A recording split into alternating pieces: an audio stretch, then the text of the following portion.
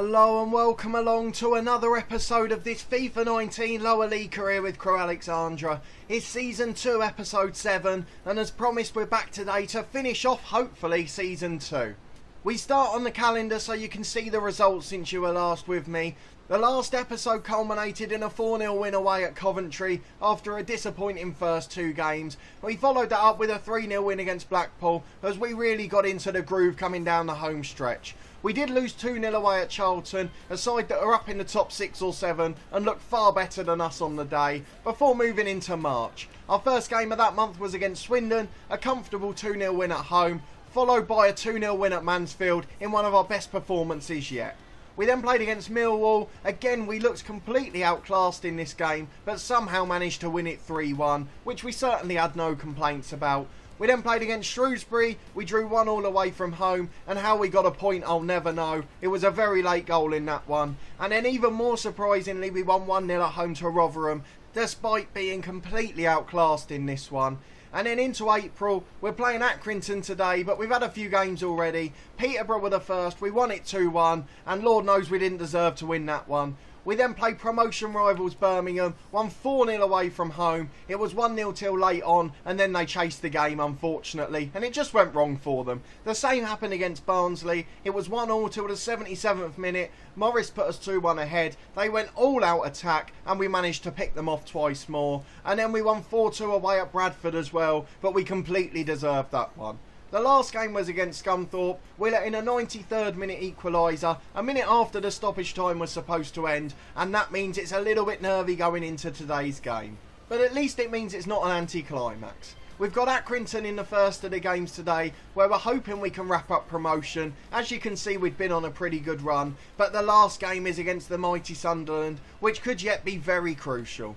If we go back and look at the league table, you can see what all of that has done for us. We're in second place, just a point behind Birmingham, but hot on our coattails are Sunderland and Millwall. If we lose today and Sunderland win or draw, that last game of the season could be one of the most important episodes you'll ever see. We're going to try and do both games in this episode today, mainly because we're planning to do a transfer window special on New Year's Day. If not, it could become a playoff special, but I'm hoping we'll be able to cling on now.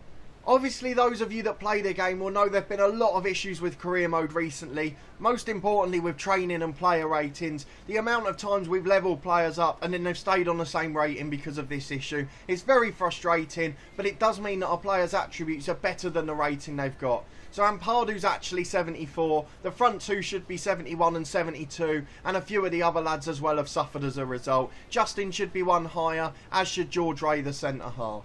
But you can see our first problem for today. We've only had 3 days since the last game, and we're going to be playing a much rotated side against Accrington, which has gone wrong in the past. Let's go and look at the lineup, and we'll get into the first game. We'll be back in a second for that. Into the first match then. It's a crucial game today, and we go into it with a much weakened side. We'll show you the lineup before we kick off, and then we'll have highlights from the first half. So let's have a quick look at the 11 today. Only Litowski, the centre-half, and Campos, the keeper, are in our first-choice team normally. The rest of the lineup is Potson and G, the fullbacks. Ray's joined Litowski in the middle. Saunders at the base of the diamond. Griffiths and Ainley in the middle. And Jones behind Bowery and Panico. We go into it with this weakened 11 and hopefully we can get a result. If we win this game, we go up no matter what and don't have to rely on other results or a final day clash against Sunderland. Potts with a throw on the left. He goes back inside to Ainley. Ainley finds Saunders. We're just building it up calmly from now. Griffiths into Bowery. Turns the first man. Beats the second. Goes for the shot. Great save by the Accrington keeper. And it's cleared away down the right for them. Now it's Accrington attacking through the middle. They find Billy Key, the target man, who holds it up for Brown. Back to Key again. He's got 2 running off him, but a great challenge by the centre-half. And now we can counter again with Jones. He goes inside to Saunders. There should be 2 or 3 men making the run here, but they're not. We're trying to get it in behind Bowery to Panico. Great first touch to turn. Goes for the shot. What a goal by Panico. One of the most improved players this season. He's rated up to 67 now. He's been at 67 for ages because of this attributes problem. But he's given us a lead with a quarter of the game gone, and we look like we're on course for promotion. Here's Panico, waiting for the run of Bowery, who gets in behind down the left. Probably needs a bit of support if he's going to find someone here. Holds it up brilliantly for Panico. Touch and it's controlled, but it's been cleared away. Not quite fully, but enough of a challenge to stop the shot. And now Saunders, without any pressure, 25 yards out. Block back to Griffiths. Goes for it himself, and that one's blocked too. We're just being a little bit hasty in the shot. But with 45 minutes gone, we're on course for promotion today. It's 1-0, and we'll be back in a second with highlights from the second half. Griffiths is going to take the man on. He's got a man chasing him, but he manages to get it back to Ng. He finds Saunders. Saunders goes to the edge to Jones. There's a man running off in Ainley. Into the box, unopposed. Good save by the keeper, and it's wide. And G's got a man running off him. Poor pass for Griffiths, but Saunders is there. He finds Ainley. Looks for Potts on the overlap, but a good interception by the fullback. And it's away by Accrington, but Panico steals it off him. Good work by the youngster. He's got a man inside in Potts. Potts finds Jones. One touch and shoot, probably. Deflects. Oh, just wide of the post. And it's behind for another corner. In fact, it's a goal kick. I'm not sure what's happened there. Maybe that wasn't as good a finish as it looked.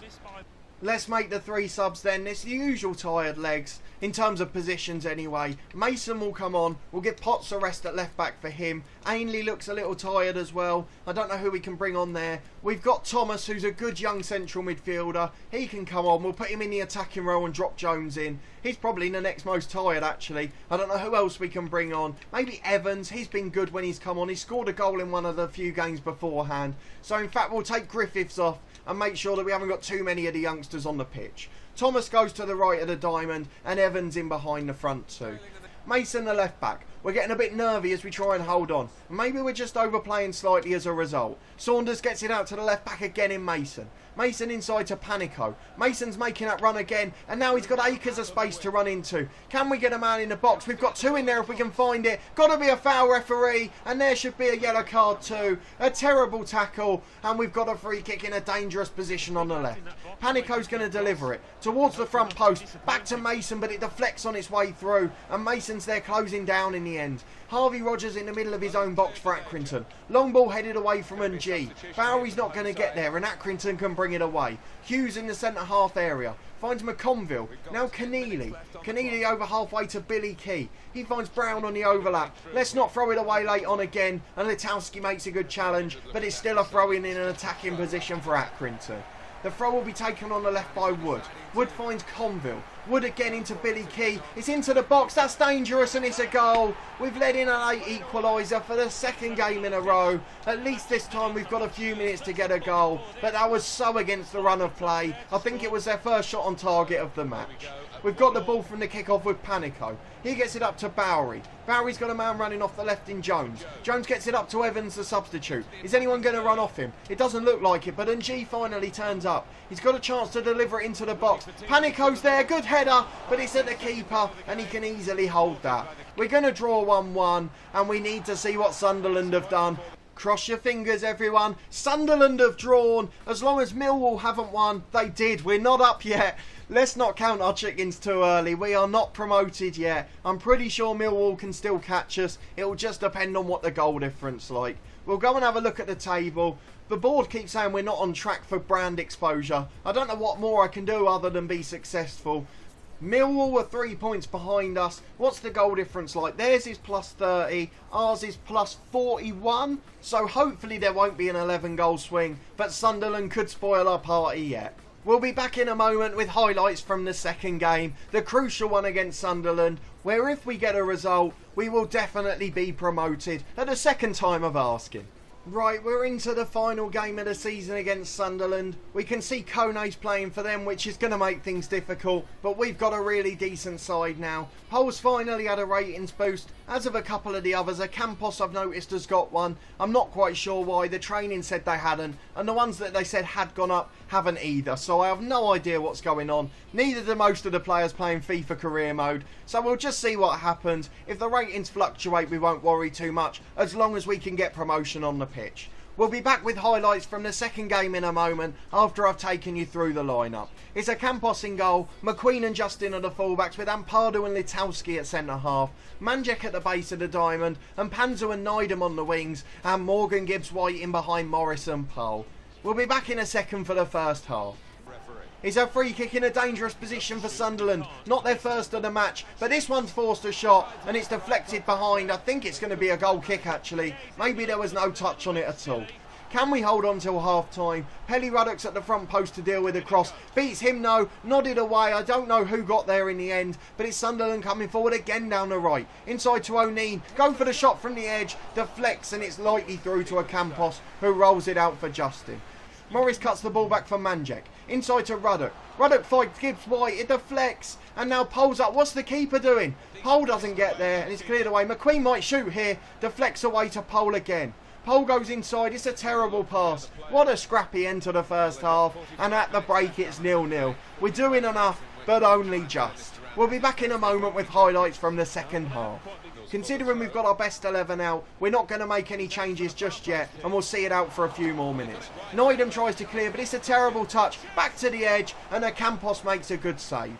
Rolls it out to Ampadu. McQueen's running off him on the left. This is where we can try and catch them out on the counter.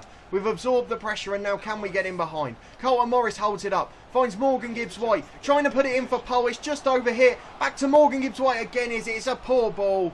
And it's easy for the Sunderland keeper. Manjek. Up towards Neidham. Neidham to Morris, the target man. Who's running off him? No one. Neidham's got a lucky break there though and has put it straight at the keeper. I tell you what, the tackle unfortunately fell for Neidham for their sake, but we've still managed to miss a golden opportunity, the first of the match. It's going to be a chance for Sunderland to win it. We're not going to make the sub now, it's too late. It's into the front post, Ruddock clears it away. Blow your whistle, ref, we played an extra minute and then we can celebrate promotion. It was a terrible, terrible game. Not many highlights at all, but we are promoted to the Championship and what a wonderful turn up that is in our first campaign in the league. We'll be back in a moment to reflect on our brilliant season. It's a slight shame actually, Birmingham lost on the final day. If we'd have beaten Sunderland even by that one goal, if Neidham had scored that chance at the end, we would have won the title. But it wasn't to be, and a second successive promotion is brilliant for us. We've gone on to the top scorers immediately there. Pole was the top scorer in the league, just beating Sunderland's Aseri by 1 goal. And now Morris is up there in 5th place, joint 4th in fact, on 18 goals too. We've scored a lot of goals, we've defended absolutely brilliantly, best defence in the league, and we've more than deserved to go up this season. If we go and have a look at the team stats, we'll see what it says about us. We go into Crewe Alexandra. I haven't used this before, so I might be all wrong. We put it in appearance order. Pelly Ruddock made the most this season by 1. 39 appearances for him, and Carlton Morris got 38. He joins a long list of players on that many appearances, although Justin, McQueen and Morris probably started more games than Gibbs White. In terms of goals, we have Pole and Morris well out ahead, but Panico got 7 as well, as did Pelly Ruddock with 7 from midfield. Not a bad achievement at all. And a special mention for Ainley, 28 appearances, almost all off the bench, and he managed to get 4 goals too. It will be the end of the road for a few players this summer. The likes of Bowery and our sub-goalkeeper Ben Garrett want to leave, and they're the type of players that won't get much football next year. They're not going to improve from the mid-60s, and we need to bring in higher quality players. We won't be able to compete at the top end of the Championship with this team. If we lastly look at assists, a really good set of results from some of these players. Sam McQueen, a left back, 8 assists, didn't get a goal, but was absolutely brilliant with his crossing of the ball. Justin got 6 from the other side, and the 2 strikers set up plenty. Carlton Morris set up his fair few for Pole, and deserved credit for that. I presume CS is the amount of clean sheets they were involved in. Campos 17, Ben Garrett 9, that equals 26, so I presume that's about right. If it does mean something else, then let me know. If we go to the average rating last but not least, Morris is top of the pile, mainly because he contributed to so many goals, got plenty of assists as well as just finishing off the goals. McQueen, the left back, was up there, and Manjek in the holding role, a player that cannot be underestimated. He probably will have to go in the summer. He's 32 years of age now, just starting to decline physically and in terms of rating, so it may well be the end of the road for him. But a brilliant season overall, and I'm really looking forward to our transfer special on Tuesday, where hopefully we can just tune up the squad ever so slightly. So we will be back on New Year's Day for that. The day before, on New Year's Eve, we're going to do a quick channel update. My first, obviously, because this channel's only been going 5 months. The growth has been absolutely brilliant, so a massive thanks to everyone for their support. And if you don't see those videos or only follow this series, I wish you all a very happy New Year. But a massive thanks for watching this episode as always. If you did enjoy it, please put a thumbs up on the video. Let me know down in the comments where you think we need to strengthen. Where's our weak link in the team? Or do we just need to add a few decent players to the squad? Subscribe to the channel for daily FM19 content, as my channel name gives away, from 2 long-term stories. We've also just finished off a 5-part Christmas special with Newcastle United. The last episode will be coming out just after this one at 4:30. But it's been going all week, so go and catch up with that one if you haven't seen it. We'll be back tomorrow as normal with our FM19 story, The Head Coach, followed by our second main series, Part of the Furniture with Torquay United on Sunday. But again, a big thanks for watching as always, and we'll see you on New Year's Day for our transfer window special.